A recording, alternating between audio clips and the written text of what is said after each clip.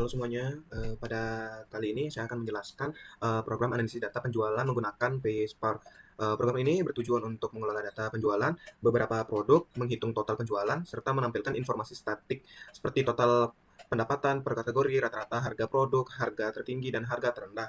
Jadinya PaySpark dipilih karena merupakan framework yang mampu mengelola data dalam jumlah besar dengan cepat dan efisien menggunakan teknologi PaySpark. Lanjut di sini yang pertama itu ada library-nya ya. Jadinya jadinya saya mengimport-nya itu ya tuh from ini ya. Jadinya Spark ini digunakan untuk membuat sesi Spark yang menjadi titik awal menggunakan Spark-nya.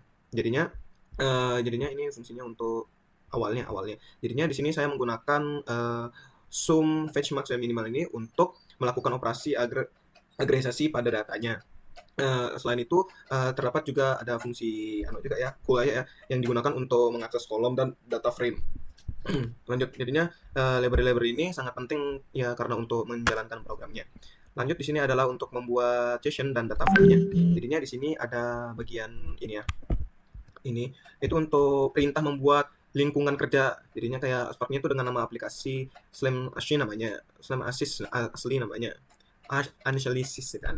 Setelah itu dibuat data penjualan dan yang berisi nama produknya, kategori produk, harga dan jumlah terjual. Contohnya ini seperti ini, laptop, mouse, keyboard, chair dan lain-lain.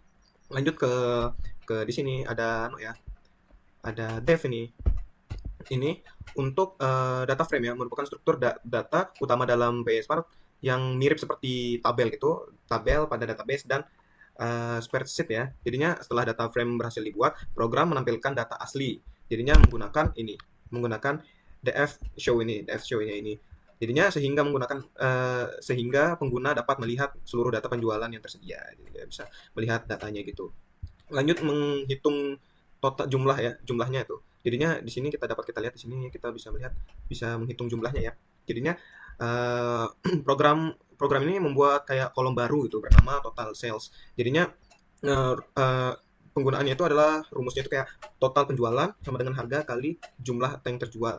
Contohnya itu kayak laptop memiliki harga 12 juta misalnya itu rupiah itu. Jadinya yang terjual 5 unit gitu seperti itu.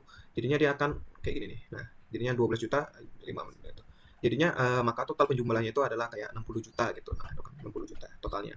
Jadinya hasil perhitungannya ini disimpan pada kolom barunya. Jadinya disimpan pada kolom baru sehingga setiap produk memiliki informasi total penjualan masing-masing. Seperti itu.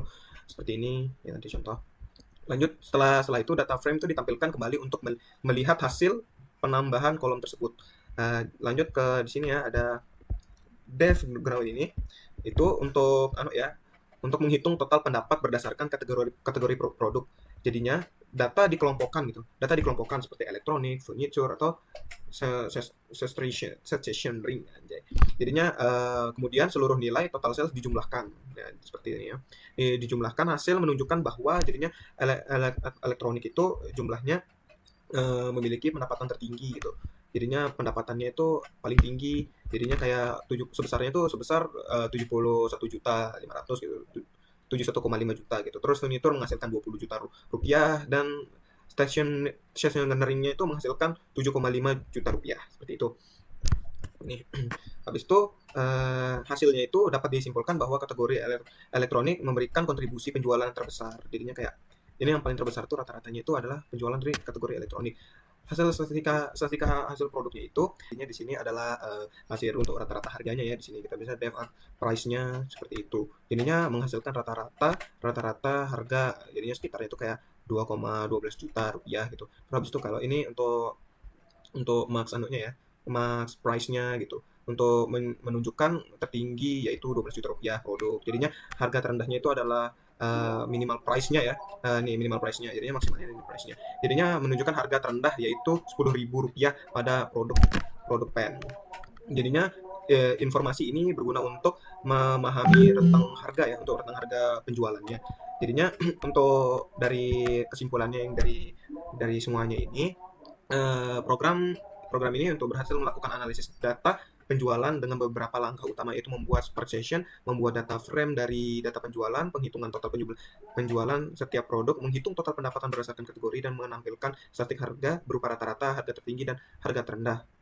Jadinya itu saja, sekian dari saya, terima kasih.